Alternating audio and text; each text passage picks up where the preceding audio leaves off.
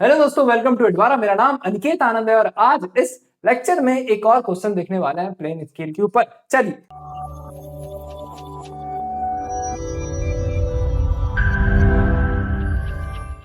तो बिना बिना किसी समय को जाया किए हम कंस्ट्रक्शन ऑफ प्लेन स्केल के ऊपर एक और क्वेश्चन करके देख लेते हैं। तो चलिए भैया, आज का क्वेश्चन क्या रहने वाला है। आइए, जो हमने पिछले लेक्चर में किया था, सेम वैसा ही क्वेश्चन है हमारे पास। क्या है?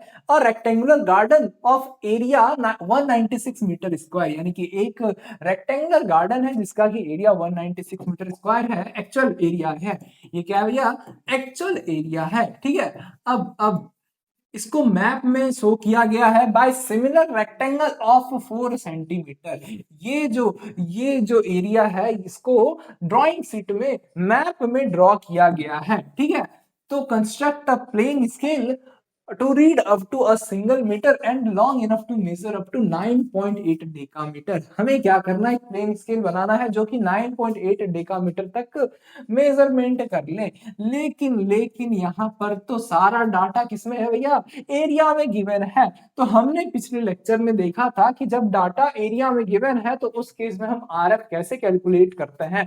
तो भैया कुछ नहीं करते हैं, जो भी डाटा गिवन है उसको आप अंडर रूट में लिख दो। तो सबसे पहले रेशियो किसका रहेगा? जो भी आपको आप ड्रॉ करने वाले हैं आप अपने सीट में, यानी कि लेंथ, या फिर यहाँ पर लेंथ की बात नहीं करते हैं भैया, क्योंकि यहाँ पर सब कुछ डाटा किसमें है?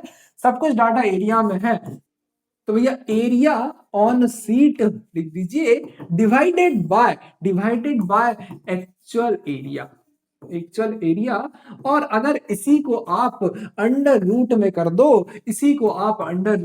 दो, तो यहां से आपका आरएफ निकल के आ जाएगा। ये किस केस में है? जब जब आपका एरिया में दिया हो डायमेंशन, तब। ठीक है। तो भैया एरिया ऑन सीट है हमारा 4 सेंटीमीटर स्क्वायर। तो यहाँ पर 4 सेंटीमीटर स्क्वायर आ जाएगा, डिवाइडेड बाय एक्चुअल एरिया क्या है? 196 मीटर स्क्वायर। अब अगर इसको अंडर रूट लेते हैं तो यहाँ से 2 सेंटीमीटर आ गया, और नीचे में 14 मीटर स्क्वायर आ गया। चलिए, सॉरी, मीटर स्क्वायर नहीं, सिर्फ मीटर आएगा, क्योंकि मीटर स्क्वायर में से अंडर रूट लेंगे तो भैया मीटर बचेगा। चलिए, अब क्योंकि हमारा आरएफ क्या होता है? आरएफ होता है डायमेंशन लेस। तो इसको डायमेंशन लेस बनाएंगे कैसे? हम यूनिट को सेम बना के कट कर देंगे। तो भैया नीचे में मीटर है, तो मीटर में चेंज करने के लिए, मीटर को सेंटीमीटर में चेंज करने के लिए आप 100 से मल्टीप्लाई कर दो, क्योंकि हमें पता है यूनिट कन्वर्जन में हमने देखा कि 1 मीटर में 100 सेंटीमीटर होता है।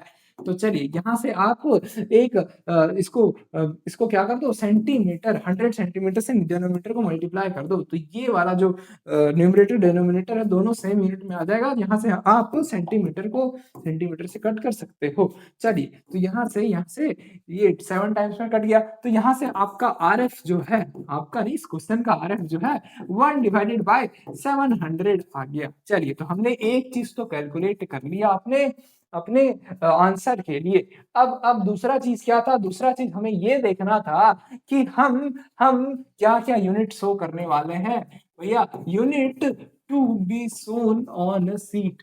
तो भैया हम क्या क्या यूनिट दिखाने वाले हैं? सबसे पहले तो मीटर और डेकामीटर, दो यूनिट हम इसमें शो करना है हमें। तो सबसे पहले मीटर को शो कराना है और यहाँ पर डेकामीटर को शो कराना है।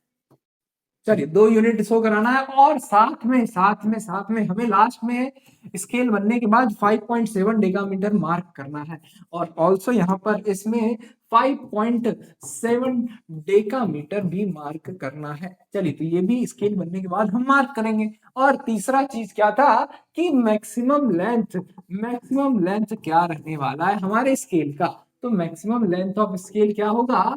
जो भी जितने मैक्सिमम लेंथ हमारे क्वेश्चन में मेजर करने के लिए, स्केल बनाने के लिए दिया है, तो भैया वो हो जाएगा।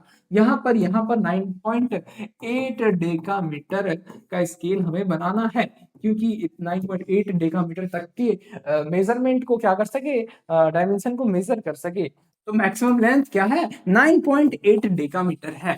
अब हम यहाँ पर लेंथ ऑफ स्केल निकालेंगे। लेंथ ऑफ स्केल का मतलब था कि हमारा ड्राइंग शीट में जो स्केल का लेंथ रहने वाला है वो क्या रहने वाला है। तो इसका एकमात्र फॉर्मूला है कि आर एफ को मल्टीप्लाई करो आप मैक्सिमम लेंथ से मल्टीप्लाई करो तो आपका लेंथ ऑफ स्केल निकल के आ जाएगा। तो आर एफ हमारा आया 1/700 क्रॉस मैक्सिमम लेंथ अभी आया 9.8 डेकामीटर। ठीक है, तो यहां से डेकामीटर लिख देंगे शॉर्ट में। चलिए, तो अब इसको सॉल्व करते हैं। तो ये डेसिमल पॉइंट हटाएंगे तो नीचे 10 आ गया, और ये 700 टाइम्स में काटेगा 700 को, और ये कुछ 7 1 जा 7 और 7 4 जा 28।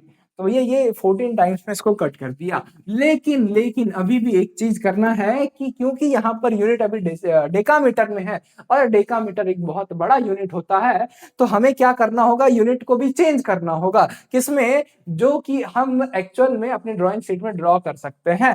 तो इसका मतलब डेकामीटर को हम क्या करेंगे, सेंटीमीटर में कन्वर्ट करेंगे। ठीक है, तो सेंटीमीटर में कन्वर्ट करने के लिए हम क्या करेंगे, पहले देखेंगे कि 1 DAM का वैल्यू क्या होता है।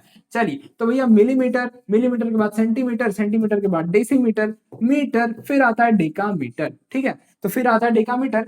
तो हम डेकामीटर से क्या करना है, सेंटीमीटर में जा रहे हैं, यानी कि नीचे जा रहे हैं। तो इसके लिए हमें क्या करना है, इनटू करना है 10 टू द पावर जितना स्टेप हम नीचे जाएंगे। तो भैया 1 2 3 स्टेप नीचे आए तो 1 डेकामीटर में भैया 10 टू द पावर 3 सेंटीमीटर हो जाएगा। तो इसको हम 10 टू द पावर 3 सेंटीमीटर से मल्टीप्लाई कर देंगे। तो यहाँ पर ये आ जाएगा या कि यहाँ पर नीचे 2 जीरो, एक मतलब यहाँ पर नीचे 1000 है और ये भी 1000 है, कट जाएगा। तो यहाँ से 14 सेंटीमीटर आ गया, यानी कि लेंथ ऑफ स्केल क्या आ गया हमारा, 14 सेंटीमीटर आ गया।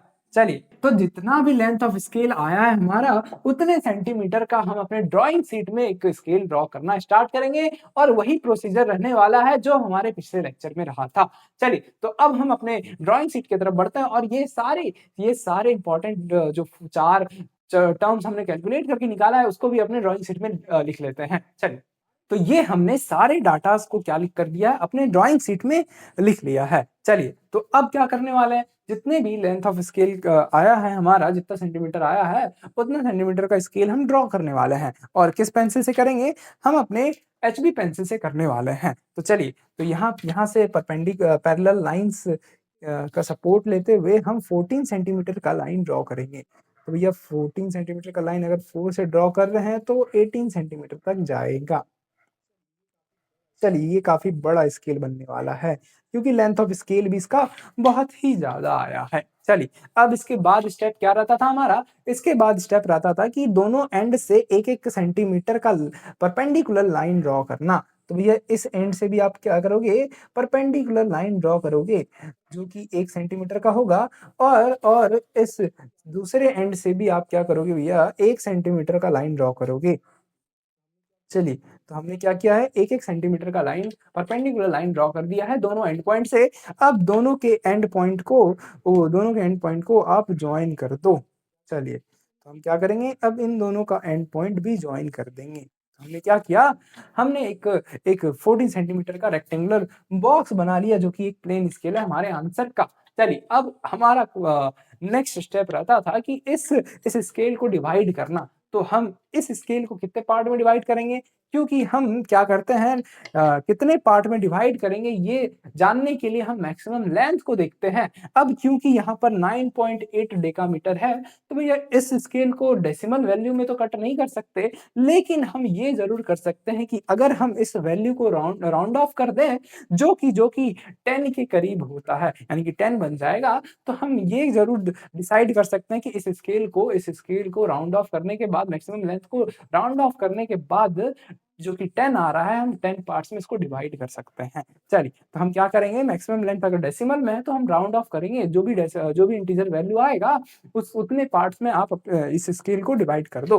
तो अभी यहाँ पर हम क्या करने वाले हैं, इस स्केल को 10 पार्ट में डिवाइड करेंगे। तो कैसे करते थे? हम एक एंड पॉइंट से इस एंड पॉइंट से एक एक्यूट एंगल पर एक लाइन ड्रॉ करते थे। कितने सेंटीमीटर का भैया? जैसे कि 5 पार्ट में डिवाइड करना होता था तो हम क्या करते थे 5 सेंटीमीटर का लाइन लेते थे। अगर 6 पार्ट में डिवाइड करना होता था तो 6 सेंटीमीटर का लाइन लेंगे। तो यहाँ पर 10 पार्ट में करना है तो क्या 10 सेंटीमीटर का लाइन लेना फिजिबल रहेगा? नहीं भैया, क्योंकि 10 सेंटीमीटर का लाइन बहुत बड़ा हो जाता है, तो ये बहुत बड़ा स्पेस कंज्यूम करेगा। तो हम क्या कर सकते हैं?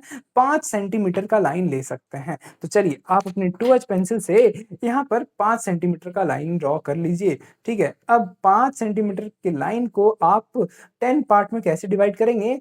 हाफ हाफ इंच में अगर आर्क बना दो तो वो 5 सेंटीमीटर का लाइन 10 पार्ट्स में इक्वली डिवाइड हो जाएगा। तो इस लाइन में हम हाफ हाफ सेंटीमीटर पर मार्क करते चलेंगे। चलिए, तो यहाँ पर हमने स्केल रख दिया है और हाफ हाफ सेंटीमीटर पर मार्क करते हुए चलते हैं।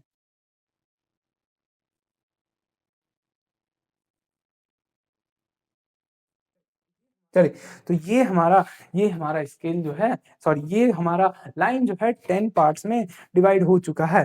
तो अब हमारा नेक्स्ट स्टेप क्या था कि इसके एंड पॉइंट से जॉइन करते हुए एक लाइन ड्रॉ करते हुए चलेंगे, मतलब पैरेलल लाइंस ड्रॉ करते हुए चलेंगे।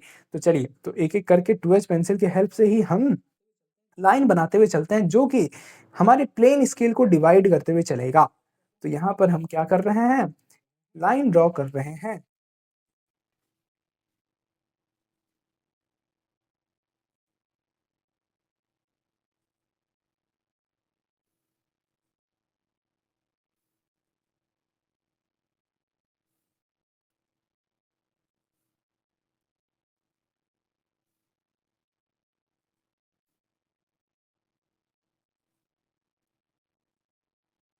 आपको ये वाला स्टेप बेहद ही ध्यान से करना है ताकि ताकि ये अच्छे से डिवाइड हो जाए।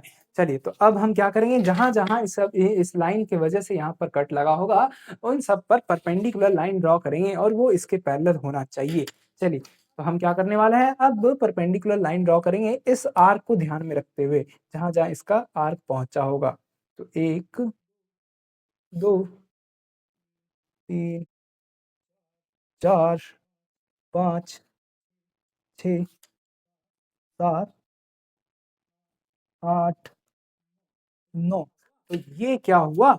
ये हमारा स्केल 10 पार्ट में डिवाइड हो गया। 1, 2, 3, 4, 5, 6, 7, 8, 9, 10, ठीक है? तो अब नेक्स्ट स्टेप क्या रहता था? जो हमारा फर्स्ट वाला पार्ट है ना, उसको 10 पार्ट में डिवाइड करना। तो चलिए, तो 10 पार्ट में डिवाइड करने के लिए हम सेम प्रोसेस करने वाले हैं, बट इस बार ऊपर से हम लाइन ड्रॉ करेंगे। चलिए, तो हम 2H पेंसिल फिर से लेते हैं और यहाँ पर एक एक्यूट एंगल बनाते हैं 5 सेंटीमीटर का और उसपे 10 आर्क लगाएँगे और फिर हम फर्स्ट वाले पार्ट को डिवाइड करेंगे 10 पार्ट में।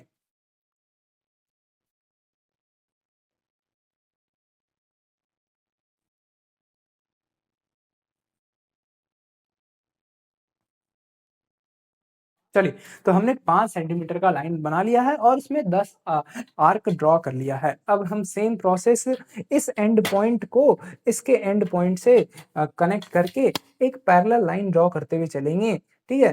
तो उसके वजह से यहाँ पर आर्क कट होते हुए चलेगा और जो कि इस डब्बे को फर्स्ट वाले पार्ट को 10 पार्ट में डिवाइड करता होगा। चलिए, तो हम एक-एक करके लाइन जॉइन करते हुए चलते हैं।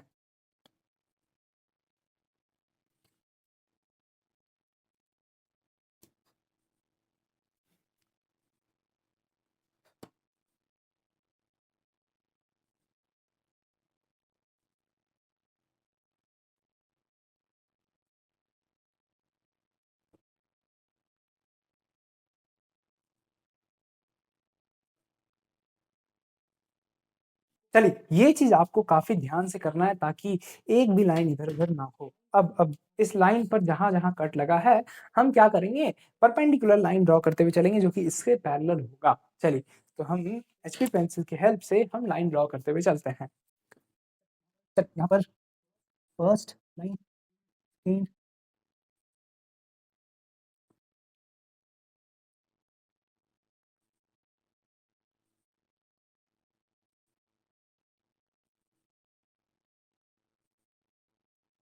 तो ये हमने फर्स्ट पार्ट को 10 पार्ट में डिवाइड कर लिया है।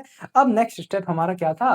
लेवलिंग करना, क्योंकि यहाँ पर होता है हमारा स्केल का कंस्ट्रक्शन कंप्लीट।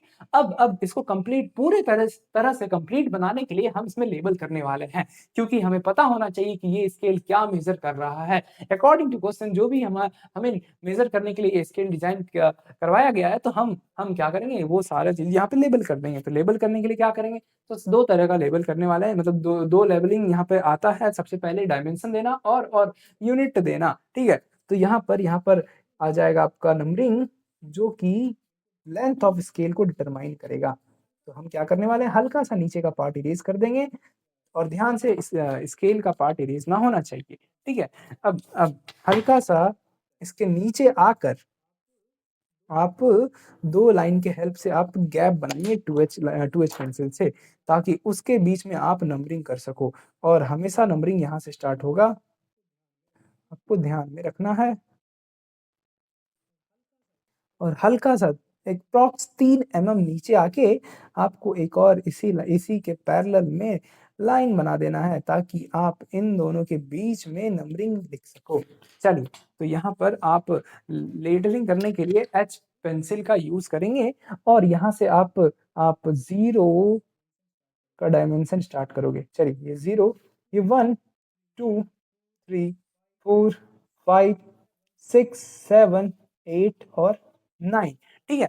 तो हमने क्या किया है, इसमें इसमें पार्ट करके 0 से लेकर 9 तक डायमेंशन कर दिया है। चलिए, तो अब फर्स्ट वाले पार्ट को क्या किया है, 10 पार्ट में डिवाइड किया है, तो इसको भी नंबरिंग करना होगा। तो यहाँ पर क्योंकि स्पेस बहुत छोटा है, तो हम सिर्फ़ इवन नंबर लिखते हैं। तो भैया ये 2, ये 4, ये 6 और ये 8 एंड ये रहा 10, ठीक है?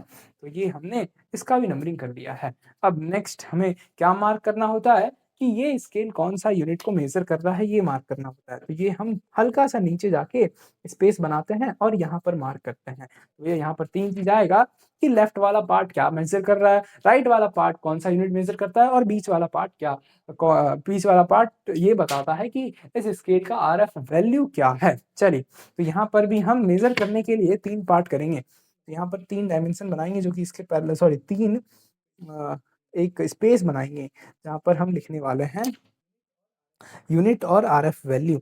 तो हम 2H पेंसिल की हेल्प से यहाँ पर जगह बनाएँगे। चलिए, तो यहाँ पर क्या आने वाला है? यहाँ पर इसका यूनिट आने वाला है और ये क्या है? ये पूरा राइट साइड डेकामीटर मेज़र करता है और ये पूरा लेफ्ट साइड मीटर मेज़र करता है। तो इस साइड क्या आएगा? इस साइड मीटर आएगा और यहाँ पर आरएफ वैल्यू और यहाँ पर डेकामीटर आएगा, ठीक है?